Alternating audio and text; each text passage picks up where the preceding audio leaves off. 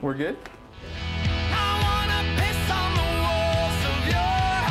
How have things changed for you musically since you transitioned?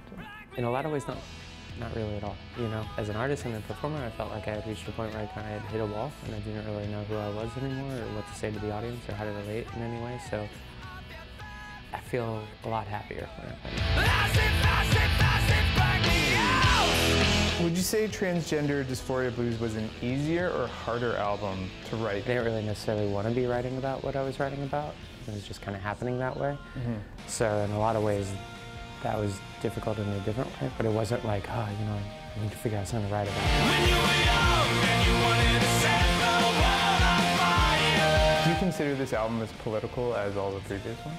I consider it more political. I mean, I consider it more truthful in the politics to it too, and more real to me for sure, you know, as opposed to having like, giving commentary and opinion on bigger world issues. What were you expecting from your fans when you made the transition? In a lot of ways, I wish I could have like waited a little bit longer to come out, you know, and been further along in my transition. What I thought was that I didn't have the option to do that people would have been more homophobic or transphobic had that been the case than just coming out and bluntly saying what I was doing.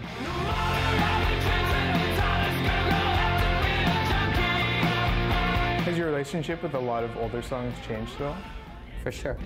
But that's been the case with every song, you know? Like, I've always tried to give the approach, especially having played with different players, you know, over the years, of like, it shouldn't have to sound exactly the way it sounded on the record that you recorded 15 years ago.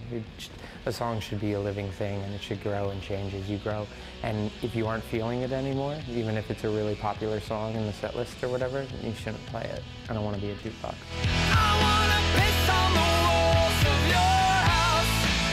What advice do you have for anyone out there struggling with gender identity?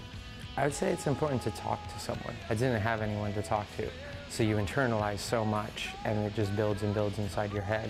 And so, you know, I started going to psychotherapy, and just hearing myself verbalize my thoughts and my feelings was really empowering and made it real in a way. So just talking to someone, I think, is a real big step that you can make, even if that person has nothing to offer you in reply.